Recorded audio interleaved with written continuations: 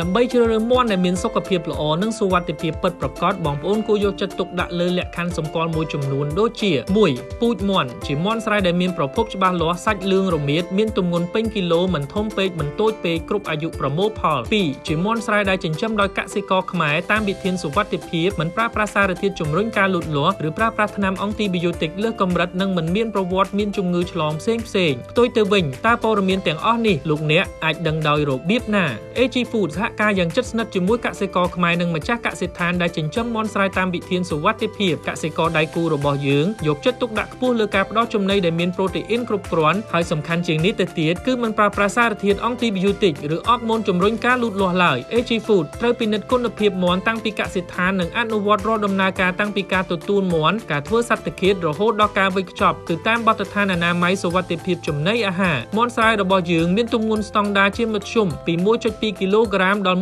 1.5 គីឡូក្រាមហើយត្រូវបានវេចខ្ចប់មាន់ទាំងមូលរួមទាំងគ្រឿងក្នុងដោយស្កុតថ្លាបិទជិតនិងបន្ទះស្រូបឈាមដើម្បីរក្សាបានភាពស្រស់ការដឹកជញ្ជូនក៏ត្រូវបានយកចិត្តទុកដាក់ដោយប្រើប្រអប់បិទជិតមានសីតុណ្ហភាពត្រជាក់ដើម្បីរក្សាគុណភាពថ្មីស្រស់រហូតដល់ដៃអតិថិជនយើងមិនធ្វើទុកទេអតិថិជនបញ្ជាទិញភ្លាមសត្វឃាតនិងវេចខ្ចប់ភ្លាមរួចដឹកជញ្ជូនដល់ទីកន្លែងដូច្នេះមិនថាបងប្អូនជ្រើសរើសមាន់រស់ឬមាន់បោចរួចសម្រាប់ចម្អិនភ្លាមនោះទេបងប្អូនអាចជឿទុកចិត្តបានទាំងស្រុងលើគុណភាពនិងសុវត្ថិភាពពី AG Food ទំនាក់ទំនងមកយើងខ្ញុំឥឡូវនេះតាមរយៈលេខទូរស័ព្ទឬតាមរយៈបណ្ដាញសង្គម AG Food សម្រាប់ការបញ្ជាទិញរាយឬបោះដុំឬអាចរកជាវបានជាមួយអាជីវករដៃគូចែកចាយបន្តដែលនៅជិតលោកអ្នកបំផុត AG Food កសិផលសុវត្ថិភាពគុណភាពល្អបំផុតរបស់កម្ពុជា